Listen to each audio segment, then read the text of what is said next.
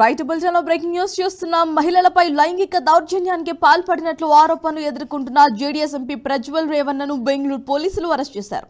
Germany నుంచి బయలుదేరి బెంగళూరు చేరుకోగానే ఎయిర్పోర్ట్లో సిట్ పోలీసులు రేవన్నను అదుపులోకి తీసుకున్నారు. అనంతరం విచారణ కోసం సిఐడి కార్యాలయానికి తరలించారు.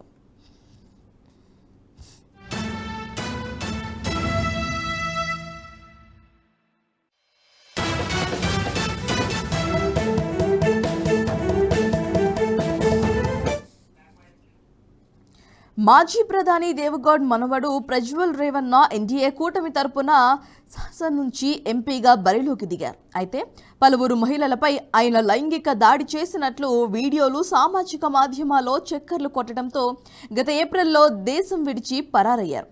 ఇప్పటి వరకు రేవన్నపై 3 కేసులు నమోదయ్యాయి. 4 సార్లు నోటీసులు, 1 arrest warrant, blue corner, red corner నోటీసులు కూడా జారీ అయ్యాయి.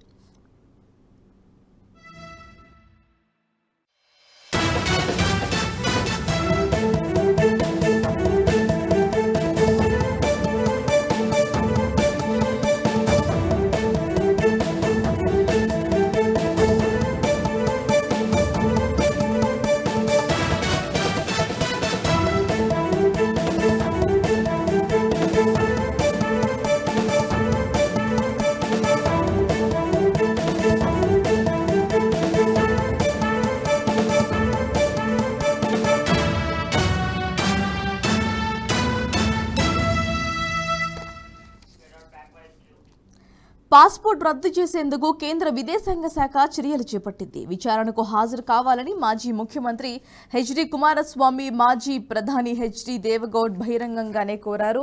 దీంతో ఈ నేపథ్యంలో తనపై నమోదైన కేసుల విచారణకు సహకరిస్తానని మే 31న సిట్ ముందు హాజరవుతానని ఇటీవలే వీడియో సందేశం రేవన్న పేర్కొన్నారు. మరోవైపు బెంగళూరు కోర్టులో ఆయనకు ఎదురు దెబ్బ తగిలింది. ముందస్తు బెయిల్ పిటిషన్ను ప్రజాప్రతినిధుల ప్రత్యేక కోర్టు తిరస్కరించింది.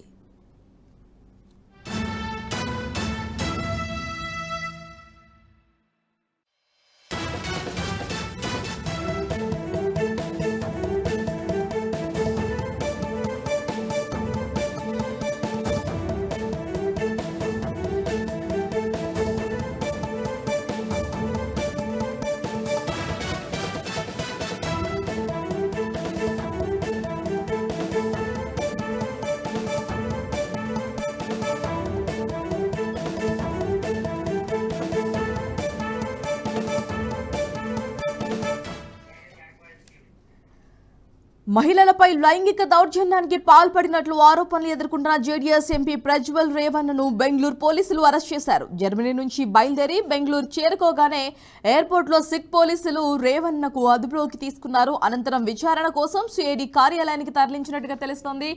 ఇదే అంశానికి సంబంధించి మరింత సమాచారం ఎగ్జిక్యూటివ్ ఎడిటర్ శివప్రసాద్ మరింత సమాచారాన్ని అందిస్తారు. రైట్ సార్, చెప్పండి. ఎయిర్పోర్ట్ నుంచి బయటికి రాగానే పోలీసు అధికారులు వారిని అదుపులోకి తీసుకున్నట్టుగా తెలుస్తోంది. దానికి సంబంధించిన అప్డేట్ ఏంటి?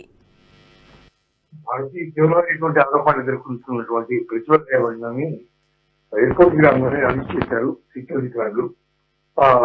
ప్రధానంగా తీవ్రమైనటువంటి ఆరోపణలు ఎదుర్కొంటున్నటువంటి వ్యక్తి ముందు ముఖ్యంగా ఒక మహిళ విషయంలో ప్రత్యేకంగా తీవ్రమైనటువంటి బలాత్కార ప్రయత్నం చేశాడు అనేది అతని మీద ఉన్నటువంటి ప్రధానమైనటువంటి ఆరోపణ.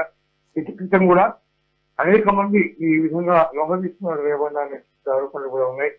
ఇతని నేపథ్యంలో దేవగౌడ, మాజీ ప్రధానమంత్రి దేవగౌడ, కుమారస్వామి ఇద్దరు కూడా తీవ్రంగా అతను విజ్ఞప్తి చేసి అతను ఖచ్చితంగా వచ్చి లొంగిపోవాల్సిందిగా మరీ చెప్పడంతో ఈ రోజు ఎయిర్పోర్ట్ లో అతను అరెస్ట్ అయ్యాడు. ఎంతకాలం తప్పించుకుని పోలీసులు తప్పకుండా తిరుగుతున్నటువంటి రేవన్న అతని మీద రెడ్ కార్నర్ నోటీసులు అవన్నీ కూడా జారీ చేశారు. అతని నేపథ్యంలో బెంగళూరు చేరుకుని బెంగళూరు ఎయిర్పోర్ట్ లో రాగానే అతన్ని అరెస్ట్ చేసి తరలించారు. అక్కడ దీనికి సంబంధించినటువంటి విచారణ జరుగుతుంది. ఒకవేళ తాను చేసింది తాను తప్పు చేయలేదు అని అనుకుంటే దాన్ని ప్రూవ్ చేసుకోవాల్సినటువంటి అవసరం ఉంది తప్ప పారిపోవడం పరిష్కారం కాదు అనేది ప్రధానంగా దేవగౌడ, కుమారస్వామి ఇద్దరు కూడా చేసి చెప్పగలిగారు. ఆ మేరకు రేవన్న బెంగళూరు చేరుకున్నాడు. విదేశాల నుంచి అతను అరెస్ట్ చేసి తరలించారు. విచారణ జరుగుతుంది. భారతి ఆయన ఇక్కడికి రావడానికి గల కారణాలు ఏంటి? రాగానే అరెస్ట్ చేశారు, బట్ ఏ కారణంతో ఇక్కడి వరకు వచ్చారు అని అంటారు? అలాగే తన మీద ఇంకా ఎలాంటి కేసెస్ ఉన్నాయి? మహిళల వేధింపులు, ముఖ్యంగా మహిళల వేధింపుల కేసు, మహిళల మీద అత్యాచారాల కేసులు చాలా కేసులు ఉన్నాయి రేవణ మీద. ఆ గతంలో కూడా ఇట్లాంటి కేసులు, ఇట్లాంటి ఆరోపణలు చాలా ఉన్నాయి.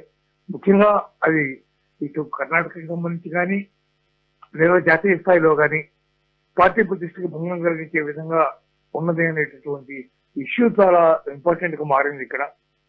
నేను అమాయకుడిని, నేను నిర్దోషిని అతను చాలా చెప్పాడు అక్కడి నుంచి, కానీ దాన్ని ఎవరు పరిగణలోకి తీసుకోలేదు. ఓ మహిళ తీవ్రమైనటువంటి ఆరోపణలు చేసినటువంటి నేపథ్యంలోనే ఈ కేసు నమోదైంది.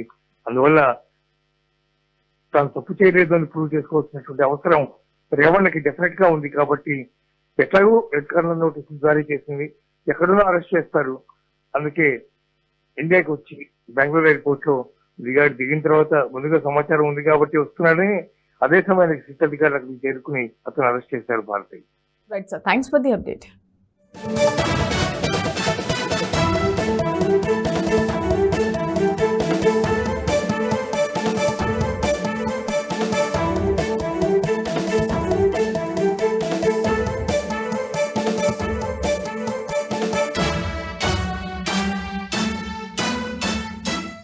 ఈ వీడియో మీకు నచ్చినట్టయితే లైక్ చేయండి, 10 మందికి షేర్ చేయండి. అలాగే కామెంట్ల రూపంలో మీ అభిప్రాయాలను మాతో పంచుకోండి. Nationalist hub group of channels ను సబ్స్క్రైబ్ చేసుకుని తెలుగునాట జాతీయవాద జర్నలిజాన్ని ప్రోత్సహించండి. ఈ వీడియో కింద ఉన్న బెల్ ఐకాన్ పై క్లిక్ చేయడం మర్చిపోవద్దు.